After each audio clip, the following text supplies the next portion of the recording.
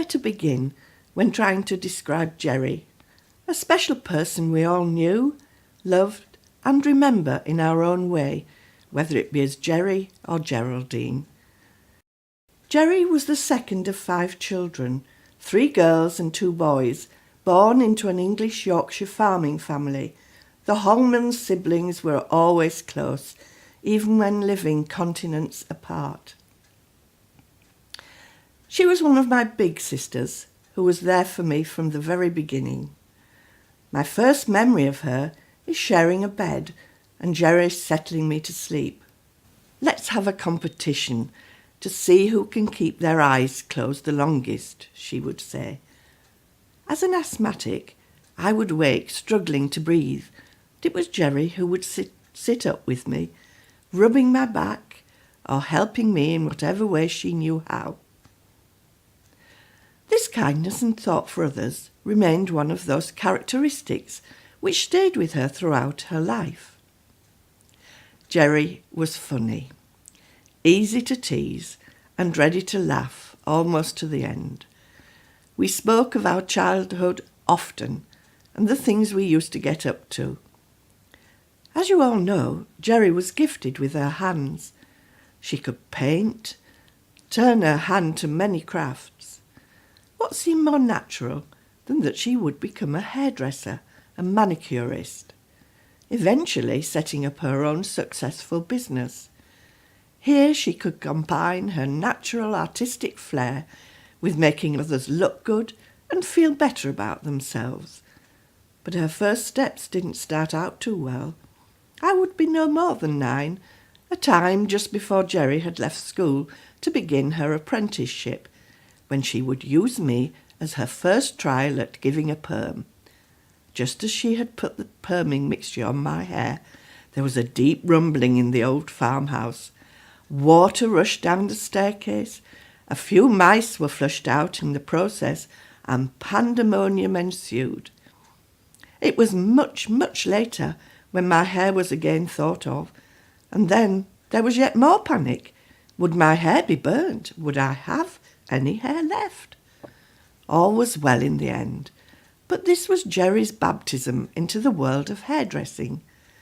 She was the sort of person to stick at things once she felt committed, even if there were hiccups along the way. This was a valuable characteristic she never lost. She recognised the value of looking good as an important tool in her fight against cancer. That she was to lose her hair was ironic, knowing she was the one person whose beautiful hair had been her crowning glory. However, she looked just amazing without it, and adapted to her new look with dignity and just a bit of panache. However, it wasn't clear that Gerry would be so worried about looking good when she was a youngster. She loved the outdoors and nothing better than going walking with Dad and family on the North Yorkshire moors. There was little care for how we looked as we tramped over the moors together. We had none of the walking gear people wear now, but that didn't matter. We also enjoyed our Sunday school outings to the coast. As a small child, I felt totally safe with Gerry around. Even when out of my depth in the chilly sea, she was always concerned for the well-being of those around her, and it was natural that she would in time marry and retain these characteristics as she looked after Tom and brought up her 2 boys, Vernon and Mark. It wasn't clear in later life just how mischievous Gerry had been as a child. Being a farmer's daughter, there were many opportunities for getting into trouble. She was sent with the drinkings, that is, a can of tea and sandwiches, down the lane to the workers in the harvest field. Did the drinkings ever arrive? Of course not. Gerry had decided she would have her own picnic, leaving the poor men thirsty, hungry and hot. Yet this mischievous sprite grew up very quickly when our mother had an extended stay in hospital. In her early teens, she had to take on the role of mother to me and my brother. Before leaving for school, she would make sure Brother John and I were up, fed, and ready for school, and when she came home, she would again ensure we were fed and remind us to wash behind our ears and brush our teeth before getting into bed. However, it was at Christmas that her kindness and generosity shone through. We received Christmas gifts, but only because Gerry had made sure we had a normal Christmas by going without herself. Giving and making gifts for others was something she loved doing throughout her life. How many of us benefited from receiving her Baroque chocolate, I wonder?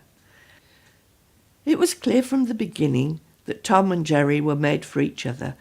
From the first days of their marriage, they made it clear that their home was always a place of welcome. It wasn't just for me, but all their many friends and family. Even at times in her life, when Gerry was unwell, she still managed to make sure we all felt special, as if we were the very people she would want to be with, and who needed to be fed well, rested in luxury, and appreciating the place she had made her home.